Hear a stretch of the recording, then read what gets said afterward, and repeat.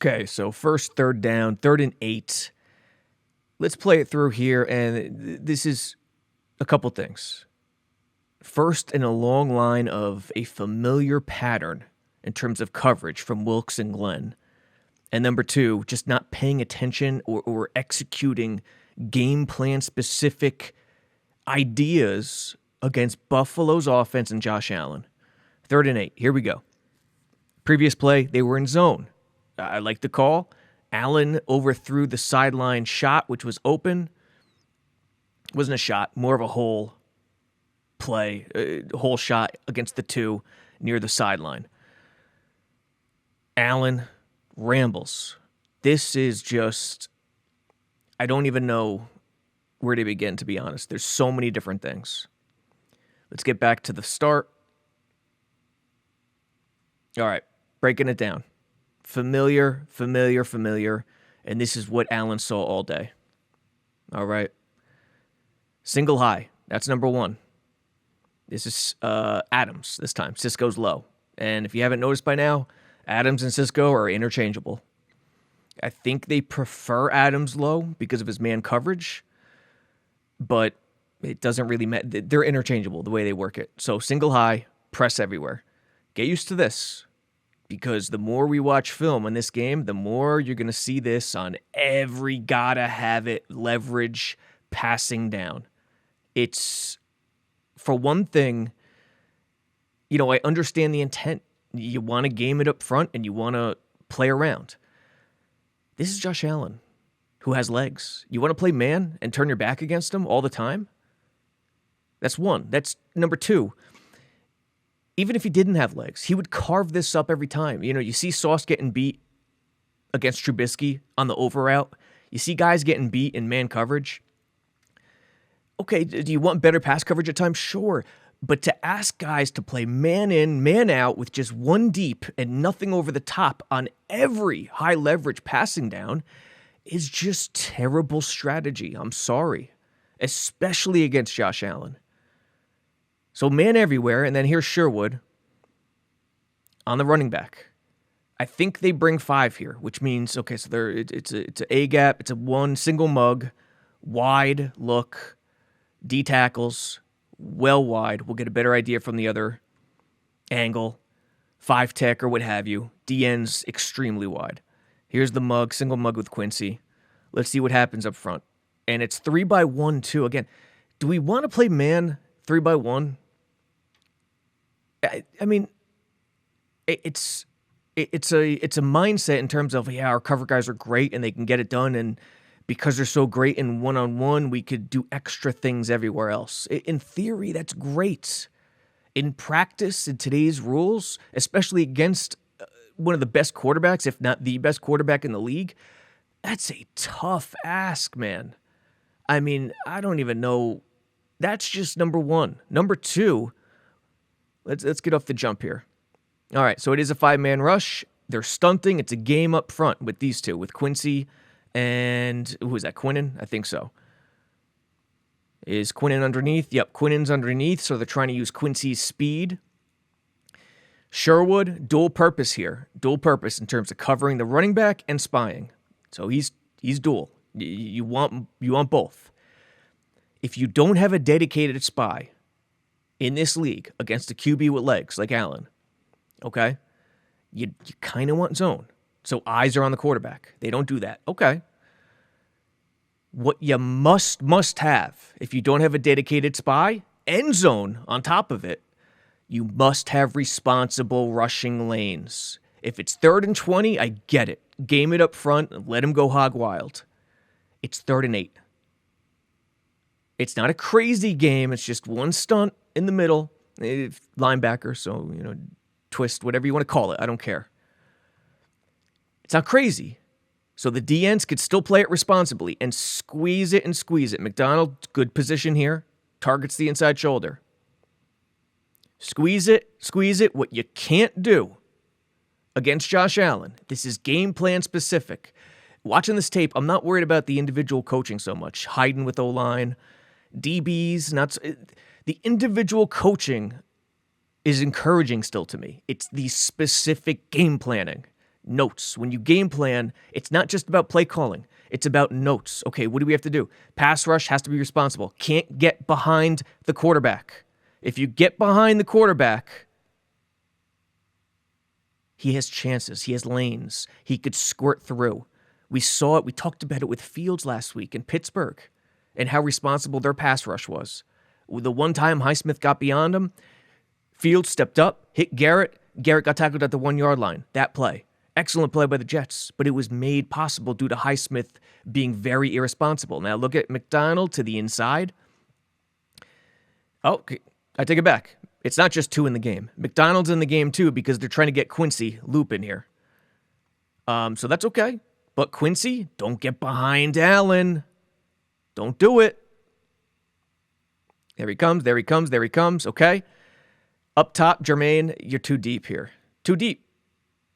Too deep. Now, Quinnen, who sacrificed himself underneath on the game, he's getting doubled. Tough. He's got to try to get over to get this, take this lane away for Allen. Got to try to get over. He's fighting through. But when you run games like this is the risk. Okay, Quincy, Jermaine, squeeze it. Done. And who's that? Was that Clemens? We'll see from the other angle. He got knocked to the ground, and that's an issue because if he doesn't get knocked to the ground, perhaps Allen can't squeeze through. So there's a bunch of different things. I'm not just trying to crucify Jermaine and Quincy, but Jermaine especially. Quincy was sort of in control, didn't get too far behind. Quincy's in the clear here pretty much. And by the way, is that not Jermaine at top? Apologies if it's not Jermaine. We'll see from the other angle. But whoever the left edge rusher is just went too far downhill. Way too far downhill. Back to the jump for the pass coverage. Man on man everywhere. It's not complicated. You have inside help. So do you play it to the outside a little bit? I mean, in a perfect world, you'd love to, but very difficult to do against Josh Allen in this league. You got to play it straight up pretty much. I mean, one guy, single high. You got to act, almost pretend as if you have nothing over the top. Almost pretend as if it's a cover zero, unless you're an inside guy like Carter. Carter could bracket it more. The other guys, more in an island in terms of outside. Cisco and Carter could bracket it more. Sherwood could bracket it more if the running back comes out. Running back doesn't come out. Sherwood, Green Dog, could either rush it or spy Allen. I'm sure he's occupied with spying Allen. All right, let's see the man coverage. Carter pushes him inside. Cisco stays on top, drives on the shallow. Good. Man, the coverage is great everywhere. Again, this is what I'm talking about with the individual coaching. Is fine. It's the game planning notes that they have to carry through. Okay. What does Sherwood do? Keep an eye on Sherwood. All right. The game breaks down. The right tackle just takes out, or I don't know who that is, but the right guard just takes out that dude. We'll see who it is. And that creates the lane. And Sherwood, where you going, Sherwood? You can't guess. The big thing on tape with the Jets linebackers last year, Quincy and Sherwood, they're undersized. They're very fast east-west laterally. You love that in this NFL, this modern NFL. They could cover. They could move. What you don't like is when they guess. Instead of filling and spilling against the run, they guess. They elude blockers. They don't take on blockers. They don't meet at the line of scrimmage hard and heavy. I think that's why Moaga was taken, and I don't think Moaga's ready. There were some instances already in week 1, especially, where he wasn't ready. But he's heavier. And I think Glenn is in search of that heaviness. I wrote an article. I didn't know if they were going to bring Sherwood back because Sherwood and Quincy together, they're the same player. They're very light. They're not heavy enough. You need one of them to be heavy to fill and spill. Kind of goes along the same idea here where Sherwood now, okay, where's the running back? He's clearly blocking. Where are you going? Where are you going? Why are you guessing, Sherwood? You have to stay in spy and stay on top of this mess. You're in man coverage behind you, man. You cannot let Allen squeeze through here. Quinnen, kudos to Quinnen for trying to get to the outside and make him break back in, but at this point, it's too late. It's, again, the individual coaching I'm actually encouraged about, as crazy as that sounds. It's the game planning points and highlights in which Buffalo staff just dog walked them. Just Buffalo staff. The Jets offense, I'm telling you, the first 4 or 5 plays, the Bills couldn't have done a better job play calling and putting their players in the position if they were in the Jets huddle and on the radio set. It was that bad. Defensively, it was just predictability and lack of awareness and lack of game plan attentiveness. Like, it's dangerous. Single high, man, press, dangerous. Man against Josh Allen's legs, dangerous.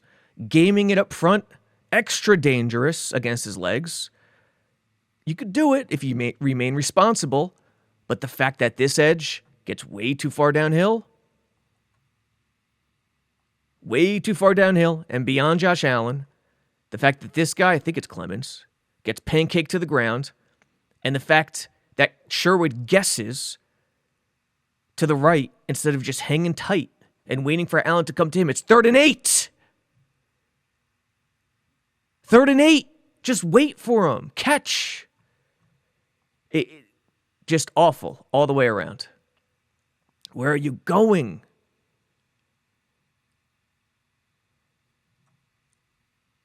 So we'll identify guys from the end zone. I'm sorry. This one was longer than I intended it to be, but it's the first high leverage passing down for the Jets, and it couldn't have been a more perfect example of what they did yesterday.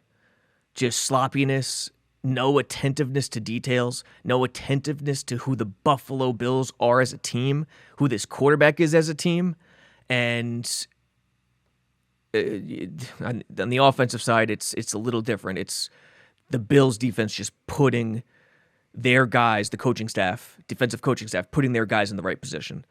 O-line, I'm not worried about. Engstrand, I'm not worried about. The rushing game, not even close to worried about. Fields, we know who he is. But their scheme, not worried about it. It's just not allowing the coaching staff to take you to the back porch to spank you. That's all it is. This is just lack of detail and attention. Sherwood, stay, hang. Why are you guessing? What are you doing? Wait for him. Understand the situation. 3rd and 8. Get ready, folks. More single high, cover 1 press coming. Okay, 3rd and 7 or 3rd and 8, and this is the second, eliminating red zone or goal line type situations where they're gonna be man regardless in goal line type situations. I think Bills had one around the 10 or 8 yard line of the Jets. We're not going to count that. We're talking about high leverage 3rd and passing downs. That's what we're talking about here. And this is the second one. This is the Trubisky completion. And look, I get the game plan here. Glenn Wilkes looked at the Bills' weapons and said, they don't scare us. I get it. And they said, they don't scare us. We could lock them up. We could 1 safety, cover 1, cool. And then we'll be flexible with that extra guy. Dedicated spy at times, 5th man on the rush, mid-zone, whatever you want to do. Robber even, although I don't, I saw 3 buzz. I don't know if they played cover 1 robber at all in this game, but let's play this through. This is the Trubisky strike. First play, backup quarterback comes into the game and feels incredibly comfortable. Obviously, Buffalo's running a man beater in terms of concept because they know man's coming. And it's a big play for Joshua Palmer. Sauce gets beat. And by the way, I'm cool with Sauce traveling. I just think he's a boundary corner. Let him travel left and right on the number 1 weapon. Let's not do the slot stuff. Michael Carter, that's his role. You could throw Tony Adams in there fine. And in terms of individual coaching, I'm still optimistic about the Jets' O-line, even coverage. There were a lot of plays where they're asked to guard these guys one-on-one with no help, just single high safety. You can't do anything shade in terms of help with a single high safety if you're on the outside. Inside, sure, a little bit, but still, they covered well for the circumstances. But the fact that Buffalo's quarterbacks felt so comfortable that they knew what they were seeing, that they knew what the coverage was going to be, and they just delivered strikes in that regard, tells you that the game plan just wasn't right. So let's break it down here. Here's the look, as per usual, just like the first play that we showed you, where Allen scrambled and there was good coverage on the play. Single high, press Sauce on 3, Stevens close enough on 1, and then Carter would be impressed if he could be, but he's got to stagger it a bit because he's this close to Sauce. There's no stack, there's no bunch, but it's trips, 3-by-1. Here's Tony Adams on the tight end. Tighter split, ISO. So 3-by-1, usually with these looks, there are a lot of defensive coordinators, a lot of defensive coaches who refuse to play man against anything with 3 weapons or more, period. You see 6, you see quarters, you see 3 buzz, Mabel. There's a lot of different options to roll with here. Even Tampa. I'm not a huge Tampa fan against trips, anything 3. But if it's a classic trips where there's spacing, I could roll with it a little more. You just gotta roll the coverage on the back end and just understand the passing strength. They go man. Okay, it's much easier to do it with a traditional trips look where there's spacing as opposed to bunch or a stack or something more unique, tighter split. So, okay, that's fine. I understand.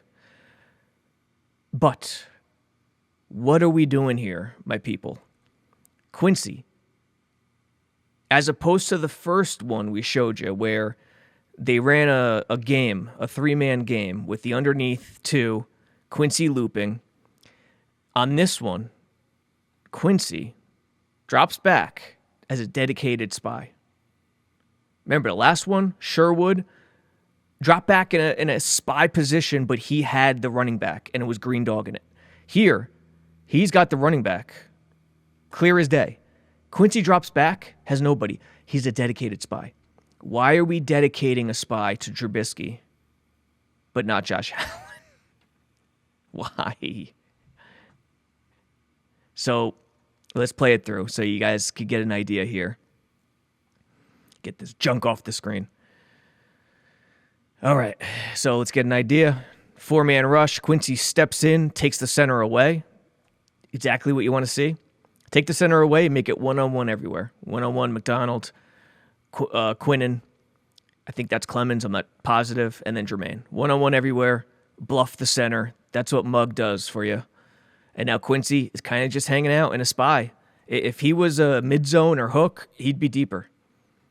So he's a spy. Sherwood picking up the back. Man coverage everywhere. Sauce played it outside. There's a bunch of schools of thought here. You got a single high safety help. So I understand playing it outside in that regard because you're going to bracket. You have a chance to bracket this weapon if you're one of the inside guys, either Carter or Sauce. So Sauce plays it outside. Theoretically, should have help to the inside with the free safety. Other DCs roll the other way, where we don't think about brackets and we want this guy to be truly free. So shade him to the inside and force the more difficult throw to the outside. So it depends. It depends what Wilkes and Glenn want from them. But regardless here, he shades it to the outside, and the single high safety is in, where is he, North Dakota? Come on. We got to be a little closer to the action here. We have to be. Have to be. Come on. It's just way too far off the ball. Way too far. Now, giving a little grace here is the fact that it's trips. So not only is he contending with this guy who would probably be his first read. His first reads would be either Kincaid or this man right here, probably this man, because Sherwood's on this side with the back. But so a little grace given there, but still, I just hate playing the safety so far back in angel type situations. But I'm not trying to hammer Cisco at all. I don't know what they're coaching, what they want from him. There's a lot of DCs who love the angel type situation. Greg Williams loved it. it's limitless. So cover one again, second high leverage, third in passing down, and cover one press, no mystery, another single mug, the same exact look, but this time they dedicate a spy to the backup, to Trubisky. I'm not saying Trubisky's slow, and we see the shallow cross and the in route. It's a man beater, and they're going to run man beaters because they know man's coming. Here we go from the other view. Sauce is clearly playing outside as you look to the left here. Clearly outside shade. So it's what he wanted. He just didn't get that help inside. And if Trubisky, a backup quarterback, this is his first play, and he's delivering confident strikes like this, I got to re-examine some stuff. And as crazy as some Jets fans are on Sauce, and I get being tough on Sauce, he just got paid, you expect more. This is not an easy cover. An over route like this, an over route playing man is one thing. An over route playing man on every third and passing down, very difficult to ask him to shut everything down, especially when the throw is this perfect. And the lane to throw in is pretty good. The lane's not completely great. Whoever that D tackle is doing a good job. Who is that, Briggs?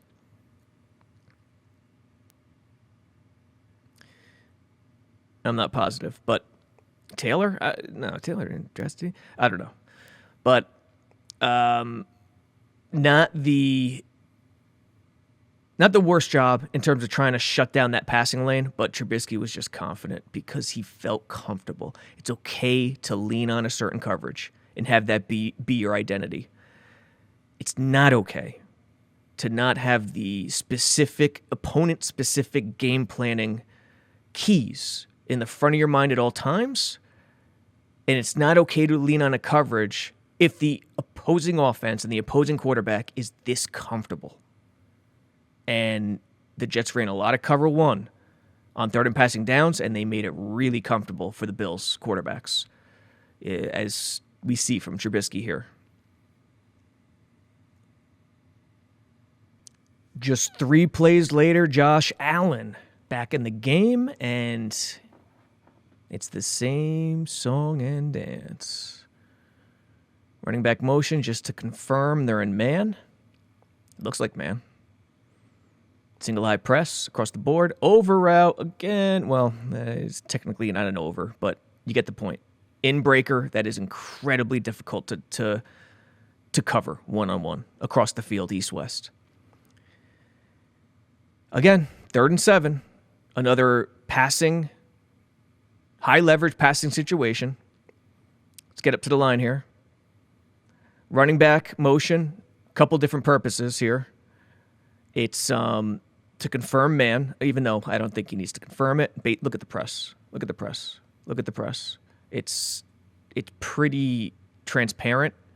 And again, you can't. There's situations when you can be transparent defensively in coverage, but the game planning specifics have to be there, and there have to be wrinkles. There are no games up front. I think that first 40-yard Allen rumble really discouraged them from running stunts. So it's, in theory, responsible rush lanes with these 4. Let's see what Quincy, again, single A. Actually, this is more zero tech, but whatever. Mug up at the line, trying to take the center away. Sherwood on the running back. And I think Buffalo, other than confirming man, their motion with the running back is to clear Sherwood out of the way.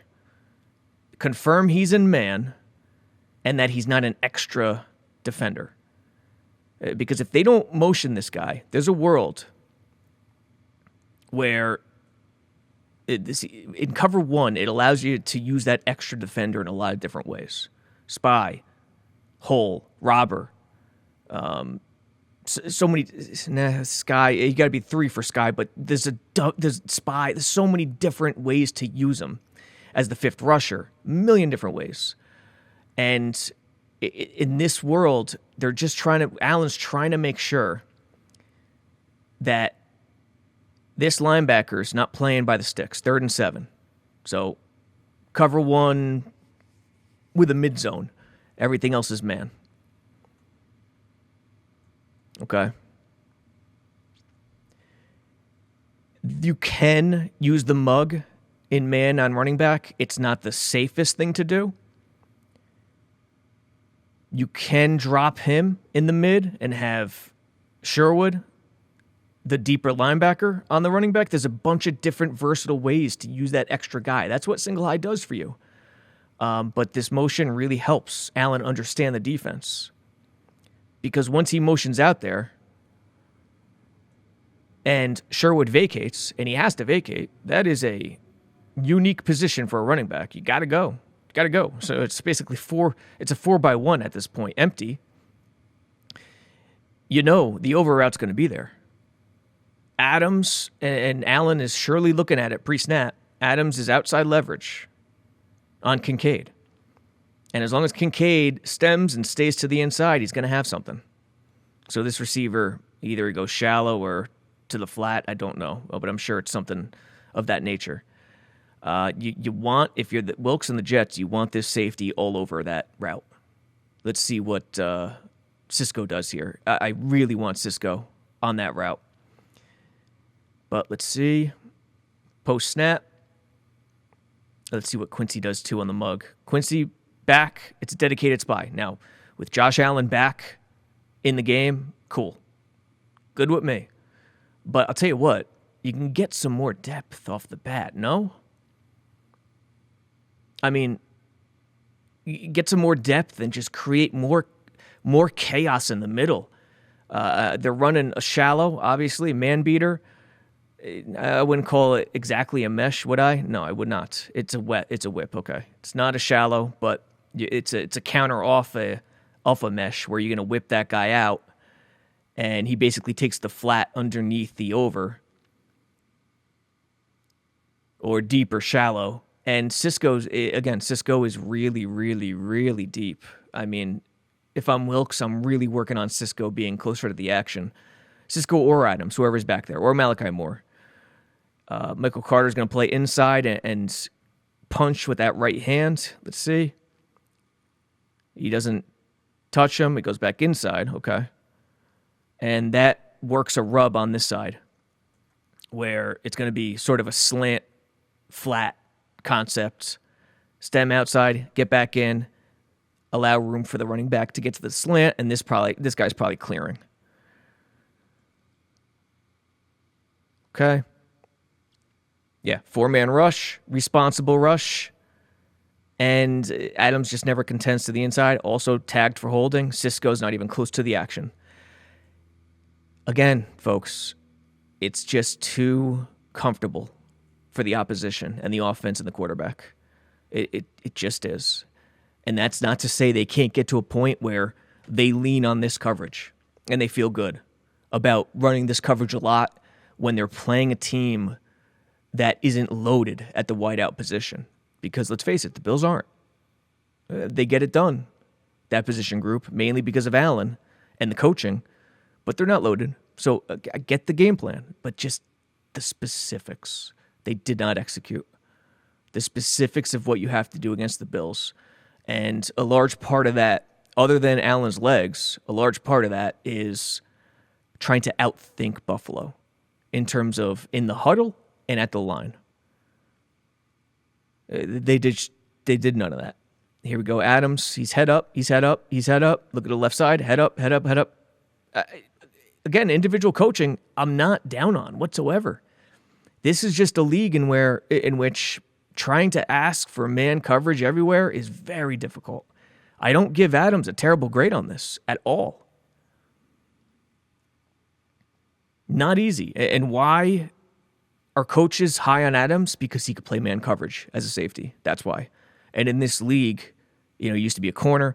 In this league, safeties playing man coverage, it's just crucial. Crucial.